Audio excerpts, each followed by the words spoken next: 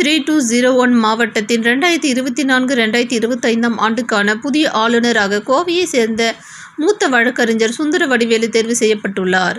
வரும் ஜூலை 1ஆம் தேதி அவர் பதவியேற்க உள்ள நிலையில் வரும் ஆண்டில் தமது செயல்பாடுகள் குறித்து செய்தியாளர்களுக்கு பேட்டியளித்தார்.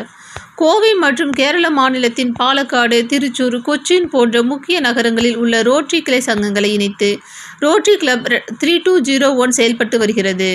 கல்வி, மருத்துவம், சுற்றுச்சூழல் பாதுகாப்பு என பல்வேறு சமூக நலத்திட்டங்களை செயல்படுத்தி வரும் ரோட்டரி 3201 மாவட்டத்தின் 2024-2025 ஆண்டுக்கான புதிய ஆளுநராக கோவையை சேர்ந்த மூத்த வழக்கறிஞர் சுந்தர வடிவேலு தேர்வு செய்யப்பட்டுள்ளார்.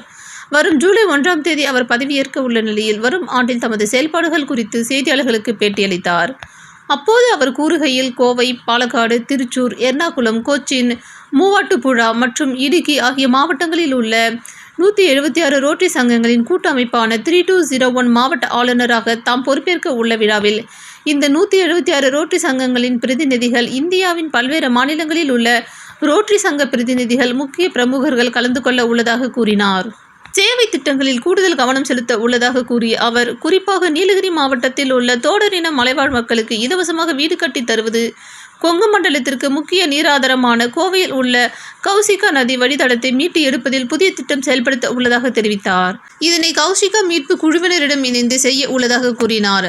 அடுத்து வளர்ந்து வரும் தொழில்நுட்பத்தில் சைபர் கிரைம் குற்றங்கள் அதிகரித்துள்ளதாக கூறிய அவர், இது குறித்த விழிப்புணர்வை மாணவ பருவத்திலேயே ஏற்படுத்துவது அவசியம் என குறிப்பிட்டார்.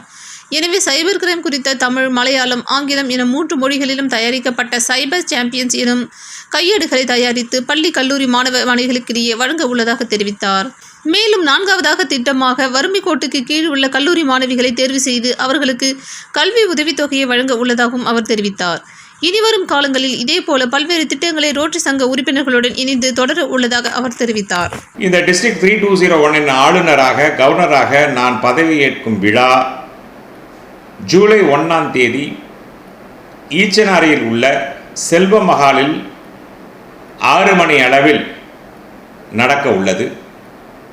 அது சமயம் நாங்கள் இந்த 24-25 ஆண்டிற்காக 4 பிரதான சமூக சேவைகள் ப்ராஜெக்ட்ஸ் டிக்ளேர் செய்வதாக நாங்கள் இருக்கின்றோம்.